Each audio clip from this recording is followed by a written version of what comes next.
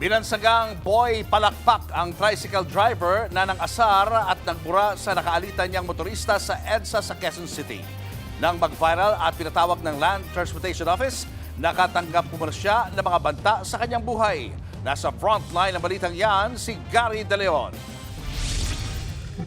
Nag-peace sign, nag-dirty finger,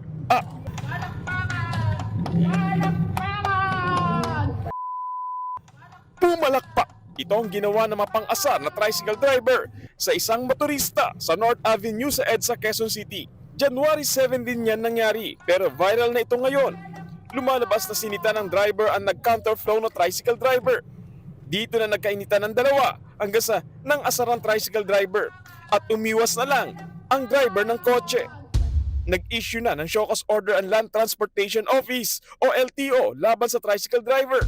Ipinatawag na rin ng Traffic and Transport Management Department ng Quezon City LGU ang tricycle driver para sa isang dialogo. Bagamat lumalabas na walang paglabag sa counterflow, natuklasan naman na expired na ang driver's license ng tricycle driver na si Gerald Sese at lumabag din siya sa tricycle ban. So, tricycle ban o national road yung isang violation niya. Una-una, bukod sa ban, hindi rin naman parte ng ruta niya yun. Pangalawa, yung kanyang lisensya, expired na po yung kanyang license noong August pa to 2025. So, yun yung isa namin tinikit sa kanila. And then yung last, yung pangatlo, yung paglabag dun sa conditions ng Certificate of Convenience o yung kanyang franchise.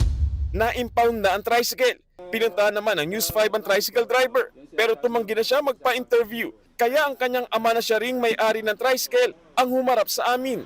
Kwento ni Tatay Jun Sese. Dahil sa nangyari, nakakaranas ngayon ng mabanta sa buhay ang kanyang anak na si Gerald. Kumalat na rin daw sa kanilang lugar ang ginawang pang-aasar ng kanyang anak. Kaya binansagan na itong boy palakpak. Sobrang daming nagbasa kanya sa sakit ng mga sinasabi. Merong ganito, may nagmumura pa. Apektado, halos kami lahat apektado. Paliwanag naman daw ni Gerald, minura siya ng driver ng kotse nang inakalang nag-counterflow siya sa North Avenue. Nung nagkasalubong sila, bumabawi yung nakakotse, yun yung nagbibideo. Gusto siyang minura siya, tapos gusto siyang sapakin. Kaso hindi na natuloy. Bukit na siya ng sasakyan, tsaka siya nagbideo ngayon. Pakiusap naman niya ngayon sa mga netizens, tigilan na ang pagpipiesta sa video ng kanyang anak. Sana raw ay wag na silang gawing content dahil sobrang hirap na raw ng sitwasyon nila ngayon.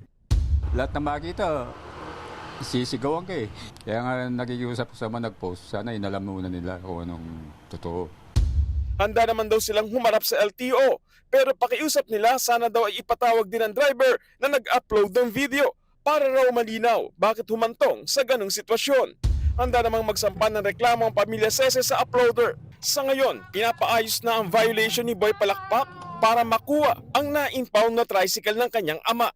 Nagbabalita mula sa frontline, Gary De Leon, News 5. Mga kapatid, Julius Babaw po. Para sa komprehensibo at makabuluhang balitaan at talakayan, mag-follow at mag-subscribe na sa social media pages ng News 5.